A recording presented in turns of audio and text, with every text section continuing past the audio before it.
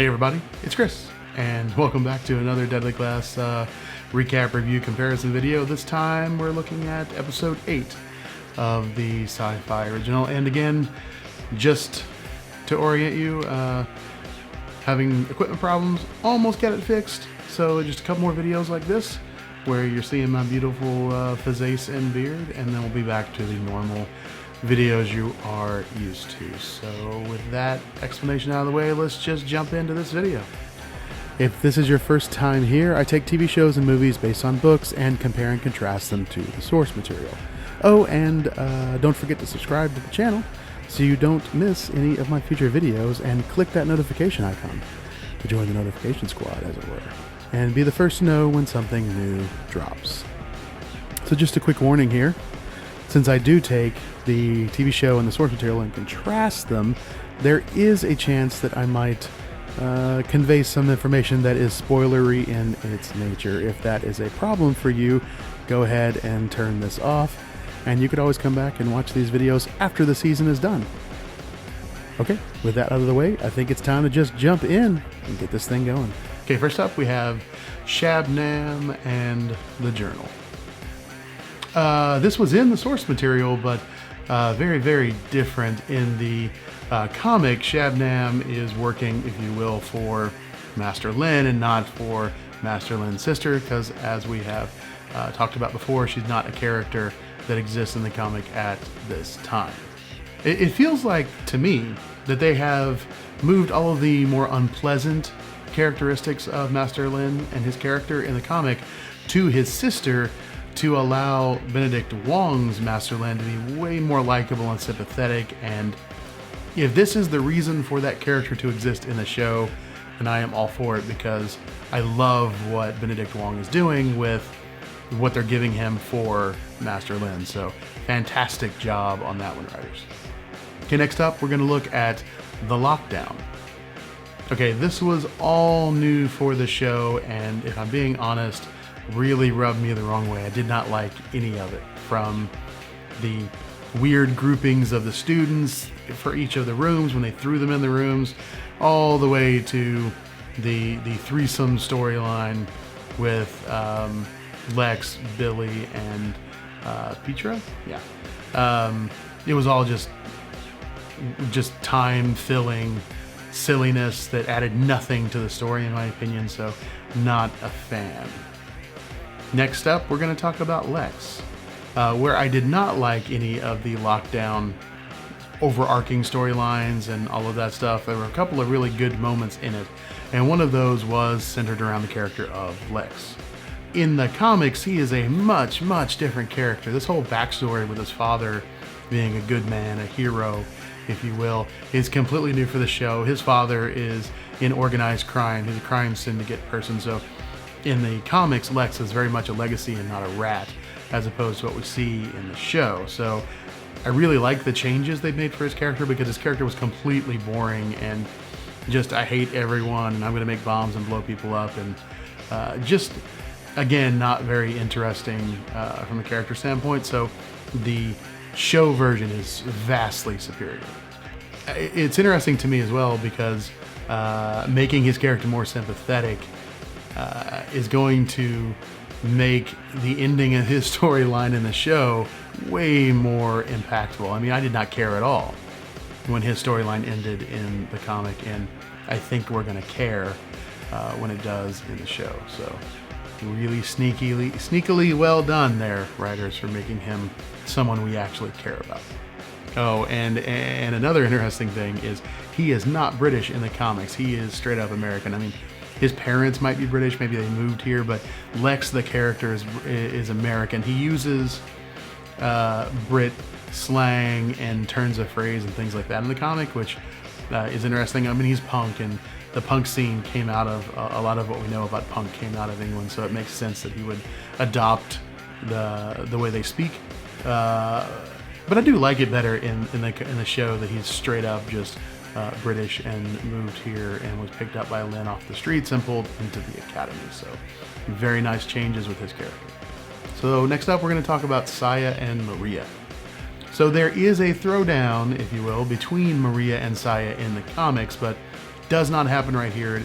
It happens closer to the end of the first volume of the comic and at a much more important and critical time in the storyline for our plucky heroes. So it's kind of cool that they made this happen here. I'm very interested to see if they're going to retain the other fight that happens between them later in the story. Because, I mean, it would make a little bit more sense, because in the comics, there's just like this weird friction and tension between the two of them because of Marcus, and then it just kind of explodes with no warning at the worst possible time in the comic, which is actually kind of more like life.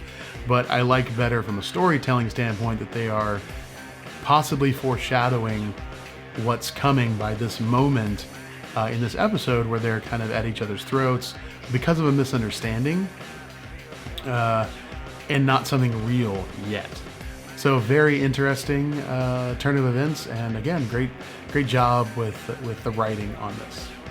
Okay, so next up we have Master Lin and Marcus. So this was completely new for the show, and for my money, the most important moment in this episode, which is basically all new and completely disconnected from the source material. So in a sea of things that are new, this is the most important new thing, in my opinion. It's just, I mean, when Lin pulled out the home videos of Marcus and his family, it was just a beautiful moment seeing Marcus's reaction, and then kind of echoing what we were all thinking at the time, going, where in the world did he find this? Just beautiful work by Benedict Wong with the material that gave him a sensational work from the writers. This whole sequence from beginning to end was just fantastic, and one of my favorite moments for those two characters in the entire season. One of the most interesting things to me here is that Master Lin breaks Marcus. Marcus is basically breaks in the comic as well, but not until much later and for much different reasons, and is broken by circumstances and, you know, his friends and the other kids at the academy, and not Master Lin. I feel like the way that they have kind of patterned out and plotted the storyline, that they are working towards a very much different ending for a lot of these characters than what we saw in the corresponding moments in the comics, which is great because they have subtly changed so many of the characters and the circumstances that having a little bit different run out of the story makes a lot of sense and can open up a lot of possibilities for much better character growth and keeping some of these characters around longer in the show than what they were in the comic. Okay, next up we're going to look at Lin covers for Maria. So this was completely different than what we saw in the comics. In the comics, when push comes to shove, Lin sacrifices Maria like a pawn for his own benefit and the benefit of the school, as opposed to standing up and basically lying for her to protect her and keep her in the school. I think that given how much they have changed the Master Lin character in the show, this new sequence of events fits his character way better than what we saw in the comics, and gives you higher stakes for Lin as the episodes progress towards the end of this season and the ultimate showdowns that happen, given how invested he is in all of the students, not just a few. Okay, finally, we're going to look at Marcus Comes Clean. This wasn't in the source material either, and this was another fantastic addition and change by the writers of the show to the source material.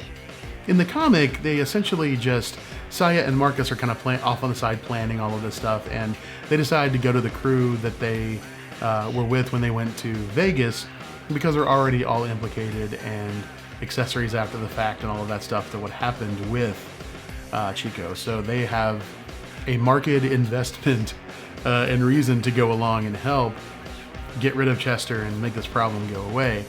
Lex was not part of the equation in the beginning, and they go to him and basically trick him into becoming part of their little raid party because he's the best explosive specialist at King's Academy, and they need that to help get into the building where Chester and his family are.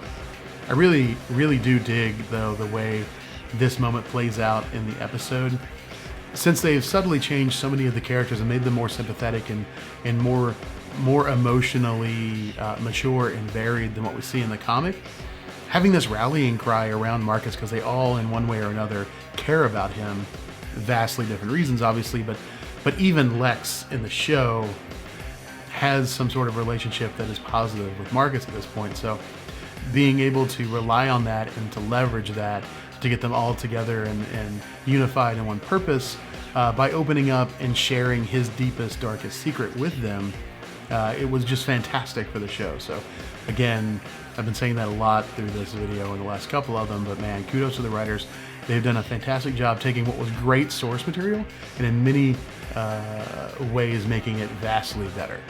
Oh, and just the last thing, I love that they did this. The bit about Chester's deadline is completely new for the show and a genius move on their part, they being the writers, in how to accelerate the timeline of events, because right now what is episode 8? We're 2 episodes from the end of the season, and so much has to happen in those 2 episodes that this time constraint, this artificial time constraint that Chester gave them, allows them to rush headlong into the finale and make quick, rash decisions that might not make sense, and it will be believable to the audience because the time crunch and the pressure and the sensitivity of that is what's pushing them to make these decisions. So fantastic job with that, making this mad dash to episode 10 way more believable than it would be without it. So great job again.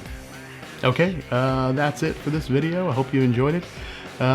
Like I said, almost the entirety of this episode was new for the story, so I just picked the biggest things I think that impact the story going forward to look at, as opposed to just anything, because everything could have been in this video because it was all new.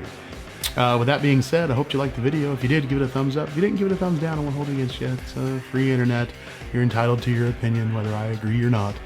If you have any questions, put them in the comments and I will get back to you on that. If there's anything you'd like me to cover within the Deadly Class universe that either hasn't been covered in the show or I haven't talked about in these videos, please let me know. If you have any suggestions for other shows that you would like me to cover, again, always, they are welcome to show up in the comments. On the next video, I will have another reading recommendation.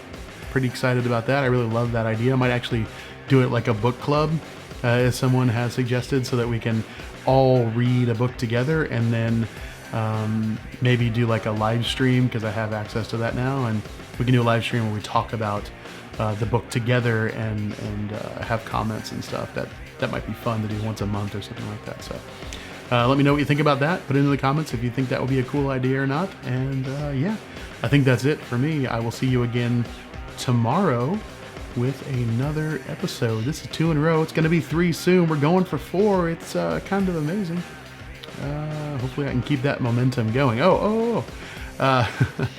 If you don't know, I also have another YouTube channel where I make different kind of content. It's more of a catch-all bag kind of channel. I do all kinds of different stuff, crazy things on there, and I've started doing short films and narrative work there.